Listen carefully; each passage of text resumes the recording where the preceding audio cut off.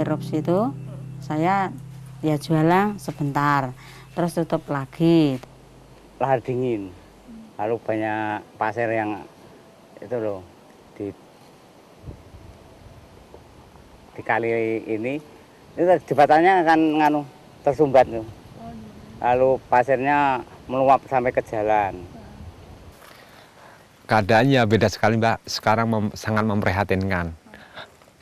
Dulu habis ditambang memprihatinkan, apalagi kena erupsi Merapi, tambah semakin parah memprihatinkan gitu.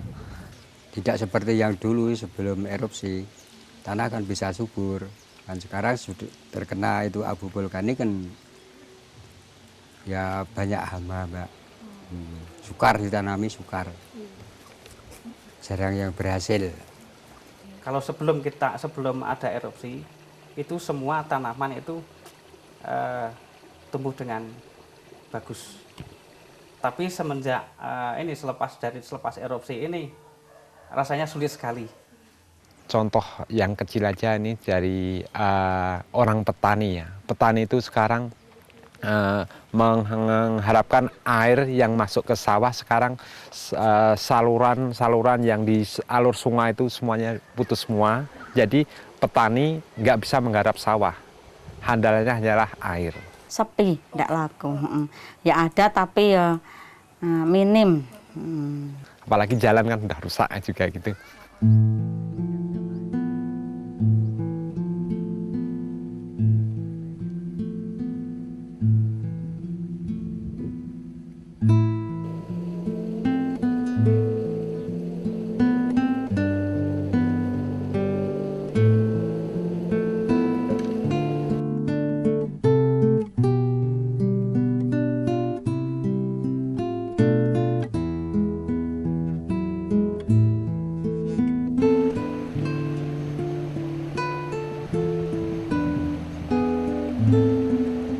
Ada, kalau misalnya mau jalan ke pasar itu pasti kan truknya erek-erekan, itu mesti nunggu truknya jalan dulu baru uangnya kayak liwat. Jalannya sempit toh itu, terus banyak lubang-lubang. Itu kan kalau dulu kan jalannya masih halus kan bisa lancar, tapi sesudah itu jalannya rusak kan orang berjalan itu kalau ada kendaraan lainnya itu kan biasanya orang itu kan mengalah gitu, Mbak, minggir gitu. Jalan rusak itu kan merugikan masyarakat, apalagi sekarang ini udah sekian tahun, mungkin hampir 8 tahun lebih ya nggak dibangun, ya jalannya semakin parah. Kalau rusak gitu ya gimana ya, susah kalau jalan. Warga ya kalau jalannya itu berlubang-lubang, di sini ada yang nambali itu loh, nambali pakai, di sini kan ada pembuat cowek juga. Nah tatalnya itu buat itu loh, yang lubang-lubang sekitar sini sampai situ aja. Tapi setelah ada itu alat berat masuk, itu bisa hancur.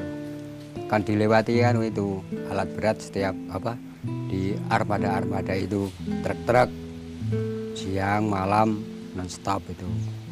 Paling enggak ya 200-an armada yang lewat sini. Bukan dari truk, karena usia jalan itu terlalu lama sekali, udah tua, seharusnya dibangun. Tapi dia kan sudah bayar itu loh, kayak TPR, tapi nggak dipakai untuk memperbaiki jalan. Katanya dulu sudah ada izin dari kabupaten, tapi entah ya kurang tahu persis sudah izin atau belum, itu kan nggak tahu persis. Ada. Kita tetap melalui pemerintahan desa. Nanti dengan pemerintahan desa nanti terus ke kecamatan. Tapi sekarang kan ini namanya penambangan rakyat. Kalau dulu itu belum ada, tapi sekarang sudah ada. Tapi kalau ada izinnya, saya berani menyalip pemerintah. Karena yang ini kan ilegal semua.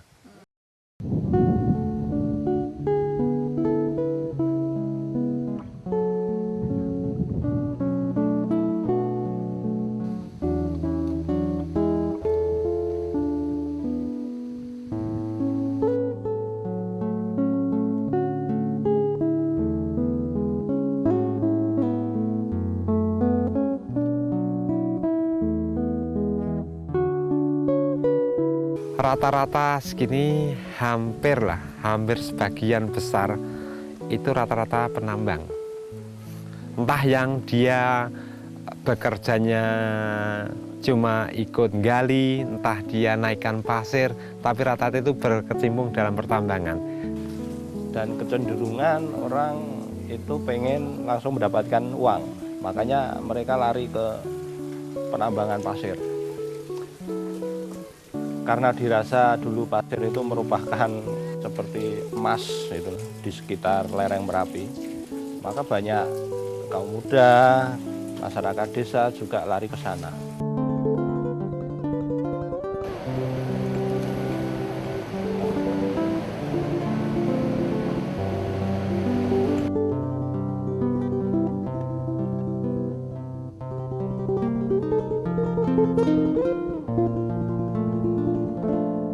Ya lebih kayak penambang. Nah, itu enggak benar ya. Kalau menurut saya itu enggak benar. Ya justru itu keberuntungan petani loh Mbak.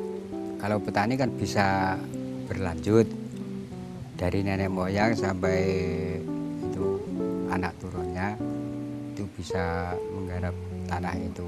Tapi kalau untuk penambang kan ada masa waktunya habis loh Mbak. Ya berpasir, ya susah untuk ditanami. Misalnya batu-batunya yang besar itu kan harus kita singkirkan.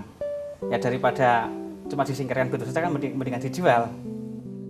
Kok tani itu merasa rugi terus dimainkan harga, mungkin kan larinya wah daripada saya tani kok saya berkurang-kurang nggak ada hasilnya, mendingan kita kerja tambang seharian 100.000 udah pasti kan gitu. Dari hasil analisa yang saya kumpulkan, setiap saya berbudidaya pertanian, saya kan setiap berbudidaya pertanian, saya mempunyai RUK, rencana usaha keluarga. Saya kan punya, misalnya saya tanam ini, jatuh tempo tanam mungkin jatuh tempo 4 bulan, bahkan 3 bulan, bahkan 5 bulan. Tapi untuk itu dari hasil kumpulan penambangan kan mungkin dia hanya sebatas kemampuan tenaga, jasa saja. Mungkin dan jasa penggudok atau penggali pasir, bahkan dia cuma menaikkan pasir. Kalau kita analisa dari dia menggali berapa hari dan kita bercocok tanam di bidang pertanian selama 4 bulan, tidak terlalu jauh. Karena gini, saya pernah mengalami 1 kali musim Lombok, itu untuk tahun 2001 itu dapat sepeda motor 1. Saya pernah ngalami gitu. Ada dari tim Karang Taruna. Ya. Saya ngelobi ke masyarakat ke atas awalnya ya, nggak ada. Tapi saat ini bisa dirasakan. Sekarang bisa merasakan, oh ya, karena dulunya ditambang nggak apa-apa, sekarang ngalami akibatnya. Nah itu ada yang pro, ada yang kontra. Di sisi lain ada yang pro, ada yang kontra. Kalau yang pro otomatis dia yo santai wae, ndak memberikan dampak lingkungannya. Tapi yang kontra otomatis kan memikirkan tindak lanjutnya untuk pengembangan ini, kok setelah ada ini dampaknya semacam ini. Tolong ini dicermati dan tolong ini dikaji dan perlu digali. Harus gimana kita melangkah dan dari mana kita melangkah lagi. Aku mengalami gini jujur aja, belum pernah yang mengalami saya ditentang sama warga, belum pernah. Itu berupa ya berkumpul, bermusyawarah, nanti bagaimana alat berat tidak masuk lagi. Gitu. Ya kita sering mengajukan suatu usulan ke ya khususnya di tingkat desa aja yang terkecil, instansi yang terkecil yang di desa, kita membuat suatu forum yang artinya itu bukan arti penolakan penambangan, tidak, tapi mungkin ada aturan sendiri untuk penambangan itu sesuai dengan aturan, silahkan. Karena itu ya semacam suatu ekonomi bagi masyarakat, silahkan, asal ada aturannya juga dipakai, jangan melanggar aturan yang sudah ada kan gitu. Aku juga nggak ngiming-imingi Pak Lurah yang saya imingi uang gini ya ndak, Pak Camat ya ndak. Tapi karena masyarakat sini rata-rata penambang yang cari batu, yang cari pasir, yang naikkan pasir dari galian tadi, ya itu ada kaitannya. Bahkan Pak Lurah sendiri juga nggak berani ngelarang, karena kalau dia nggak kerja itu kerja apa? Dia rata-rata, saya sendiri juga nggak punya tanah untuk ditanami juga nggak punya.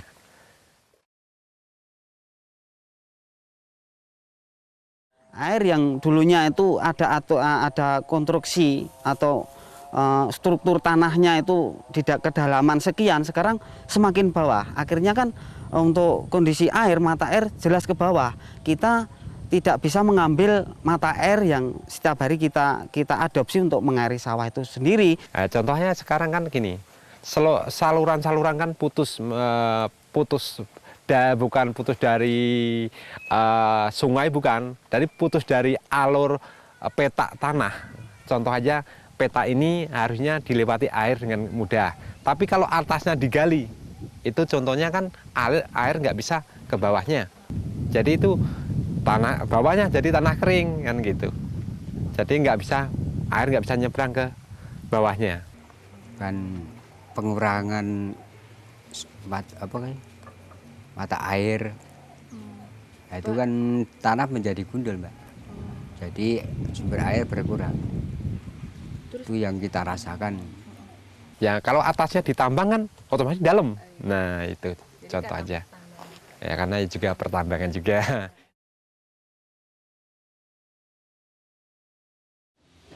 Ya bertanggung jawab itu kan dulu yang Mbak, dulu yang mengajukan permohonan itu siapa, yaitu yang dituntut bertanggung jawab.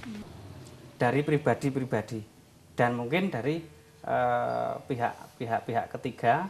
enggak, seharusnya ya yang punya penambang.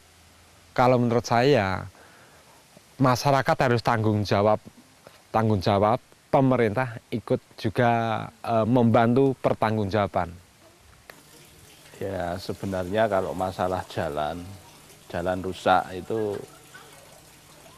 sebenarnya kita semua yang bertanggung jawab. Karena masalah lingkungan itu tidak serta-merta dibebankan pada salah satu pihak atau salah satu instansi. Semua harus terkait. Semua harus punya kesadaran.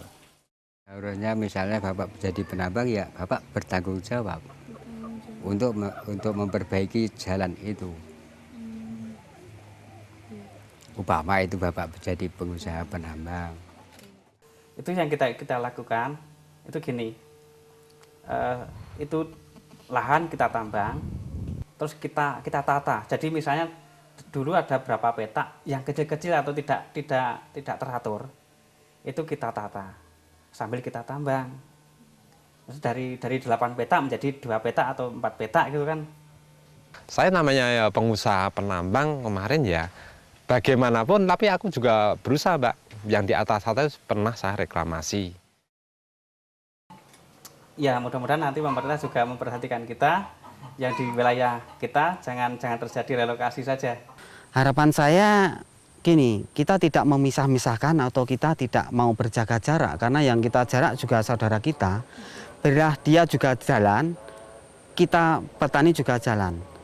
Saya pesan dengan penambang silahkan menambang, asal tahu aturan, dan aturan tolong dipakai, biar tidak merusak lingkungan yang ada, khususnya sumber mata air, karena air sumber kehidupan bagi petani. Tidak hanya petani, semua makhluk hidup pakai air. Harapan saya supaya masyarakat ini bisa pulih kembali perekonomian di wilayah sini. Cuma gitu. Contohnya bertani bisa nanam tani yang baik, air bisa mengalir dengan baik, kan gitu. Bisa bertani, nanti mungkin dengan dikit-dikit kita ngatasi begitu, masyarakat kini mungkin nanti udah nggak tergiur dengan adanya pertambangan. Mungkin nambang paling dikali.